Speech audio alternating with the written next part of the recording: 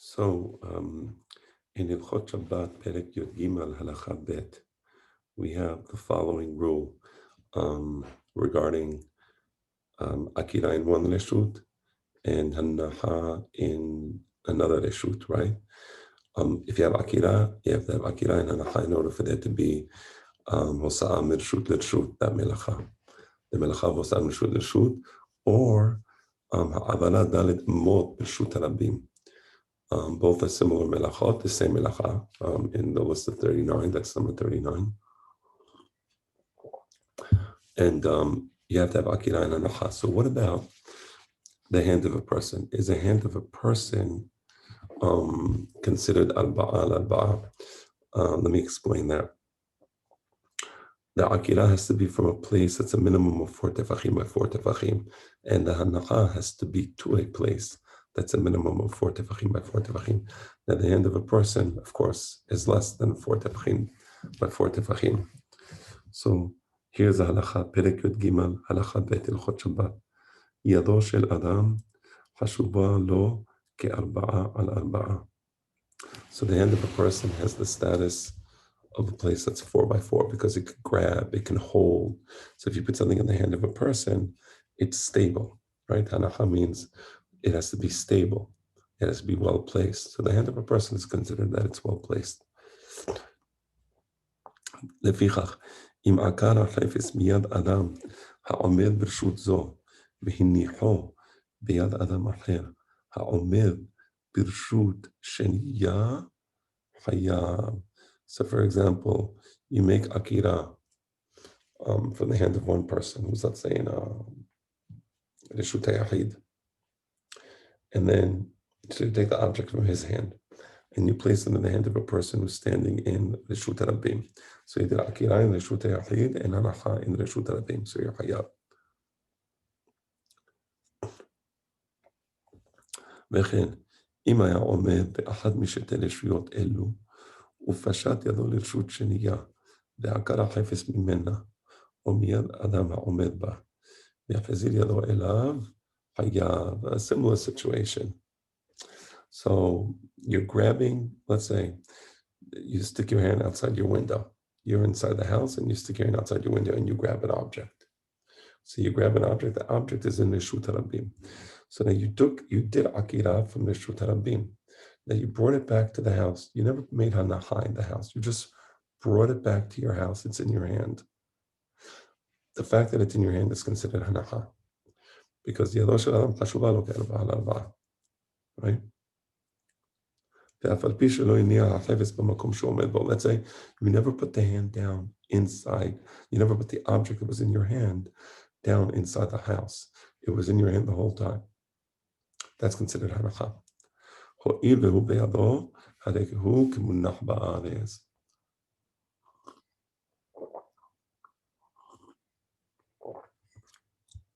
Okay.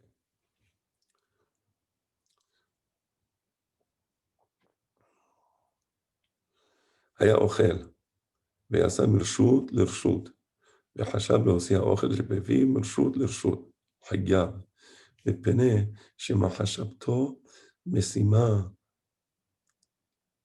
פיו מקום, אף על פי שלא עושה כדרך המוציאים.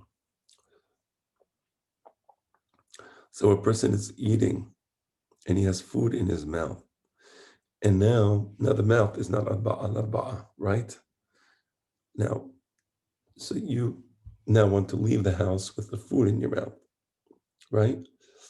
You're eating in your house, you have a mouthful of, I don't know, whatever you're eating. So you have a mouthful of sambusak. So you leave the house with the sambusak in your mouth. That's considered akira min Reshut Yahid. And hanaha b'Reshut Rabim, once you get to Reshut Rabim.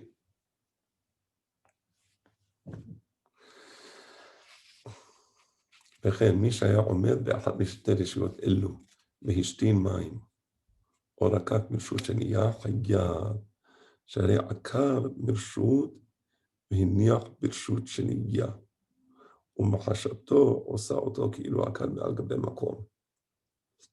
A similar person had to relieve himself.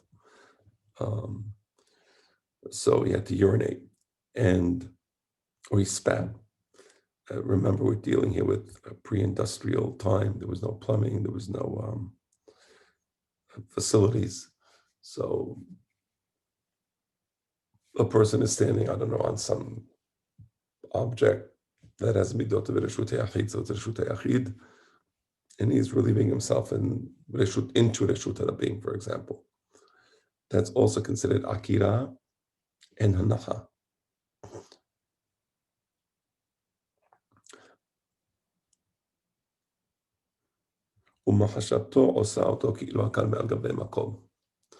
His mind, his thought, makes it like it's Akira. So Akira of, well, let's say, the spit. He's saying it's not really okay. It's not like he's taking an object and removing it, but that's okay. Because since there's melechet machashevet here, in his mind, he intends to remove the spit from his mouth.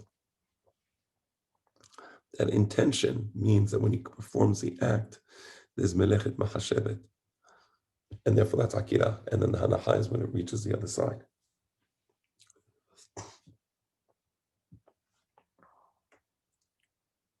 היה עומד ברשות זו, ופי אמה ברשות שנייה, והשתין בה פטור. Interesting. Why is he patur in this case? So I want to explain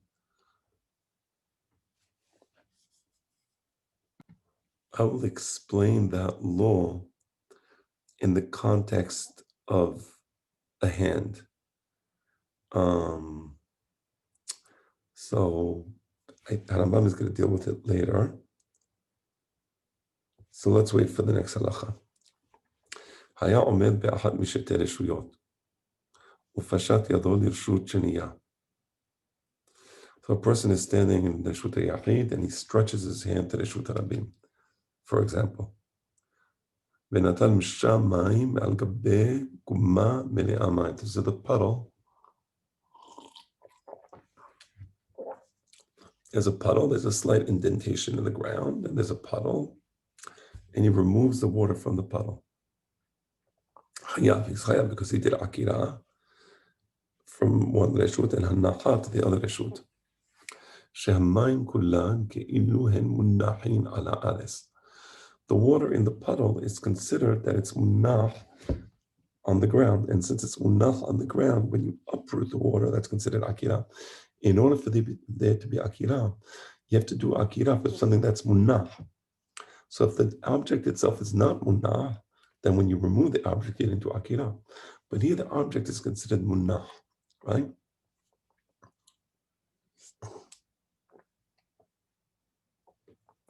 אבל אם היה כלי סף על גבי המים ופירות על גבי הכלי, אם היה כלי סף על גבי המים ופירות על גבי הכלי, ופשט ידו ולקח מן הפירות והוסיף פטור, שהרי לא נחו הפירות על גבי הארץ, ונמצא שלא עקד מעל גבי מקום ארבעה.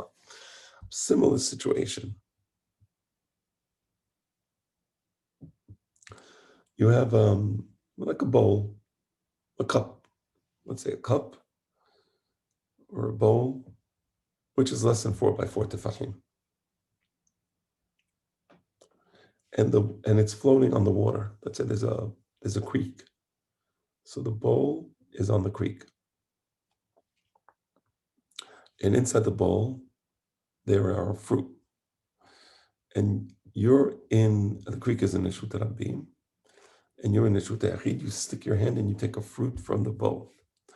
That's not considered Akira, because the fruit were not munachim in the Reshut Harabim. They were inside this bowl, and the bowl is less than 4 tefachim by 4 tefachim. Right? So since a bowl, you don't look at the puddle, you don't look at at the creek, but you look at where the fruits are munachim in the bowl, which is on the creek. So you look at the bowl, and since the bowl is less than 4 by 4, Even if the creek is 4x4, you never did Akira.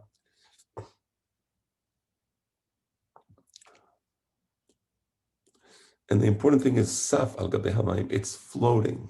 It's floating. So it's not, it's kind of like the famous question in relativity. What's the frame of reference? If the frame of reference was the creek, was the earth, the fruits are traveling. So they're not munachim on the actual earth because water is traveling. So you say what the frame of reference. So therefore, from the perspective of the earth, you never did Hanaha Akira from the earth. So what did you do? Akira from the water, but fruits are not munachim on the water because it would drop into the water. That's not considered hanacha. So then what are you left with? You're left with the keli. The keli, yes, it was munach on the keli.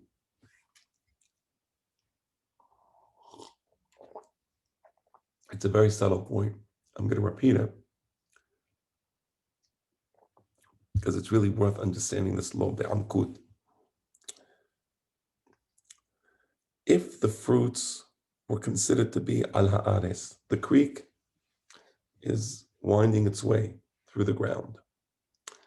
If you say that the fruit are on the ground, then of course it's akira. And it's akira, let's say from Reshut Rabim, let's assume it's Reshut Rabim. And since it's Reshut Rabim, it's akira, and you did hayya. But we say you can't say that the fruit is munach al gabeh ha'ares, because the creek is moving, and it's saf al gabeh ha'mayim. The keli is saf, it's moving. So it's not munach on the ground. Okay.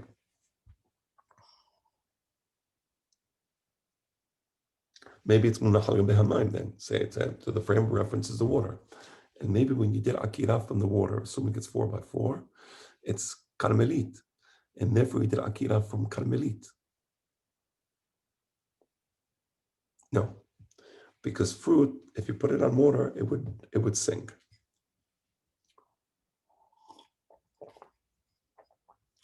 Why is this fruit? Meaning it wouldn't be in a stable situation. The fruits wouldn't be stable on the water. So what's left? What's left is the keli. So the fruits are indeed munahim al gabeh keli because they're in a stable situation on that keli with respect to that keli is holding them. The keli is moving, but it's holding the fruits. So that's considered munahim al gabeh keli. So they're not munahim al gabeh hamayim because the water wouldn't hold the fruits, but for the fact that you have the keli there.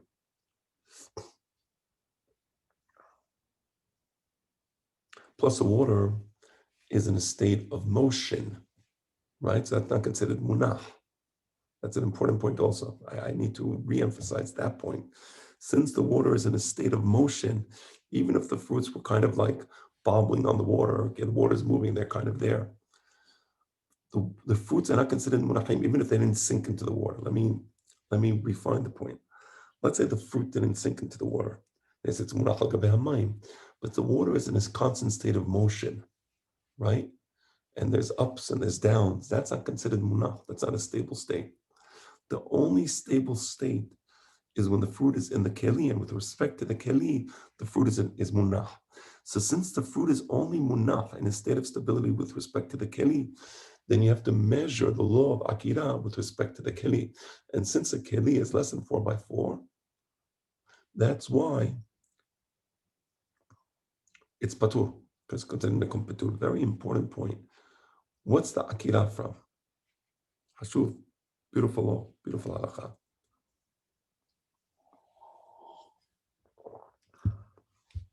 All right.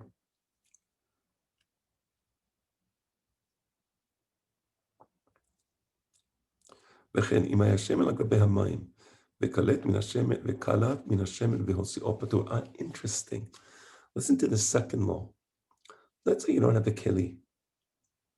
Let's say you have like oil, and oil floats on water. So you would say, in this case, the oil doesn't require the keli because the oil is not going to sink into the water like the fruits, right? So the point is, you would say, this is hanaha. It's munach al gabeh hamayim. And since it's munach al gabeh hamayim, you did akira from the water. and therefore you should measure the Akira from the perspective of the water. No. Because since the water is in a state of motion and fluctuation, it's a dynamic system, that's not considered Hanaha. And since it's not considered Munah, then there's no Akira. So let's repeat this halach, these two situations. If the fruits are on the keli, then the fruits are considered munahim al gabeha keli. So if you did akira from the keli, you did akira, but the problem is it's not 4x4. If the oil is al gabeha mayim, let's say afil shal mayim de arba'al tefahim. So it's a makom, and it's considered akira. But the problem is it's not in a state of, it's not in a resting state, it's in a state of motion. And the state of motion is not considered,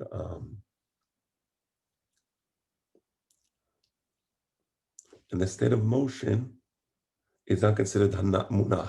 And since it's not in a state of menuha, then the akira is not akira.